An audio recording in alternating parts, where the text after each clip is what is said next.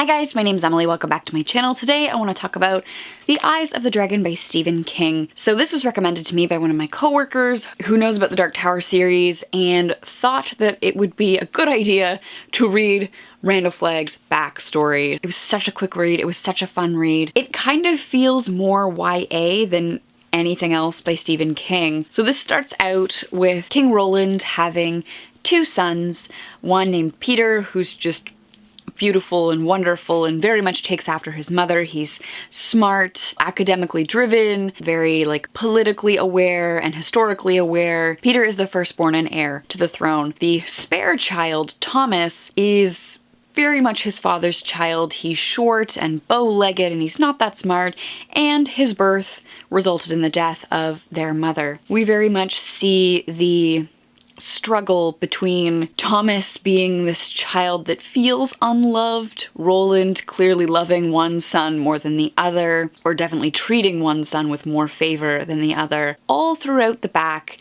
is Randal Flagg, the advisor to the king. He's there in the background working to create problems. The story, I would say, really kicks off when Peter is falsely imprisoned for the murder of his father, which of course Randal Flagg has orchestrated. I don't want to say any more than that because it was such a fun read. I had read it as a child and I remember enjoying it. I have fond memories of the book. When I look at the book, I have good feelings, but I honestly couldn't have told you what the book was about to save my life. The ending was a total surprise. I thought it was really creative, really fun. I actually really enjoyed this book. The one thing that I think is interesting when you're thinking about Eyes of the Dragon in sort of its connections to the Dark Tower series, the idea that Randal Flagg is this reoccurring character. So within the history of this kingdom, Randal Flagg appeared 400 years previous, I believe, where he stirred up the kingdom and chaos, and it resulted in a king being imprisoned and the kingdom sort of falling. Flagg exists in sort of these cycles, very much like the gyre that we see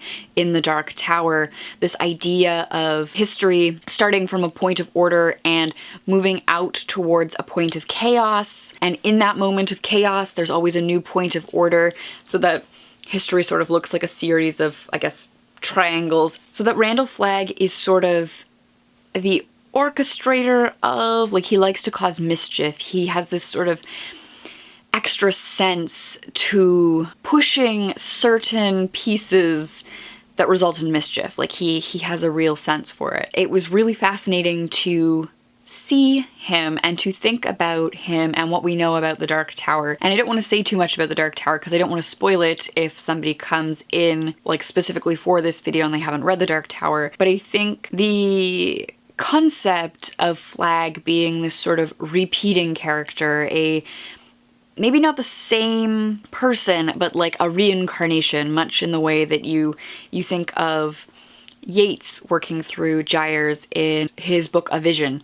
So Yeats was sort of this hurt poet. He felt very entitled to women, and when they rejected him, he felt sad. He never reflected on his own actions and looked at whether or not he was behaving badly, and that's why women didn't like him. No, these women were all reincarnations of Helen of Troy, and we all know that she's just a big witch, and that's why these women rejected him. He makes sense of his life through this sort of quasi-religion that he invented in A Vision. I think we can kind of see that happening here with Randal Flagg, the idea that Flagg is this reincarnation of something chaotic or evil or mischievous. He's the very worst part of humanity that's always existed throughout history and always will exist, because humans at their very core are flawed and self-centered, and as much as we try to be good, we will always fall prey or be susceptible to folks like Randal Flagg causing mischief. I thought it was a really great read in terms of thinking through Randal Flagg and what I understand about